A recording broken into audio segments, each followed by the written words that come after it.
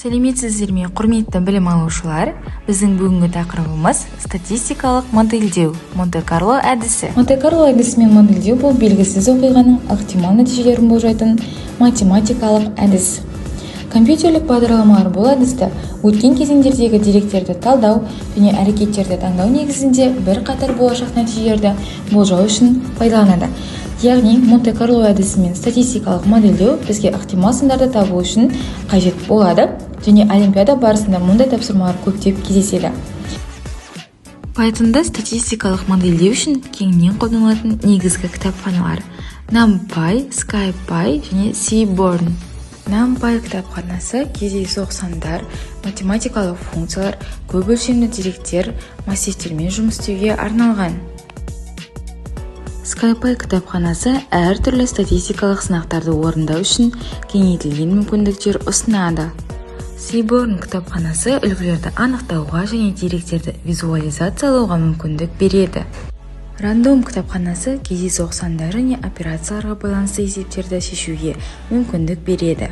Ендеше Random кітапханасын пайдаланып, статистикалық модельдеу есебін талдап көрелік.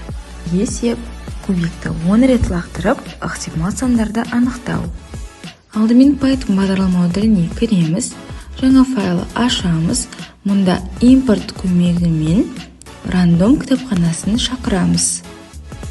Кітапхананы шақырған соң, def кілт сөзі арқылы функциямызды анықтаймыз.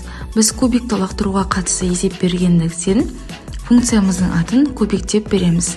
Және де соңында қос нүктені міндетті түрде қоямыз. Мұндағы return функциясын бір мәнді қайтару үшін пайдаланамыз, ал returnнан кейін қайтарғымыз келетін мәнді көрсетуіміз керек. Бұл бізде random randint.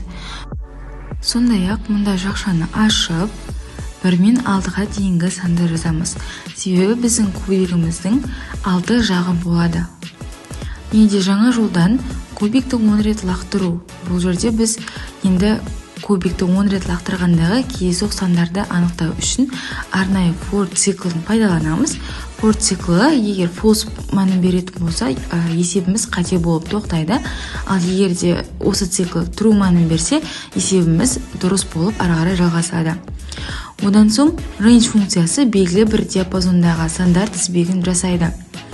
Ал 10 саны біздің 10 рет лақтырғандағы ықтимал сандарымызды шығарады. Содан соң printке, ол білесіздер шығару, біз шығару үшін кубик деп жазамыз. Өйткені біз қазір кубиктің 10 рет лақтырғандағы ықтимал сандарын іздеп жатырмыз. Осылайша біз сан түсті деп комментарий жазып береміз. Ол жерде қазір рам батырмасын басқан кезімізде сан түсті деп арнайы шығарып беретін болады. Міне, сәтті аяқталды кодымыз. Назарларыңызға рахмет.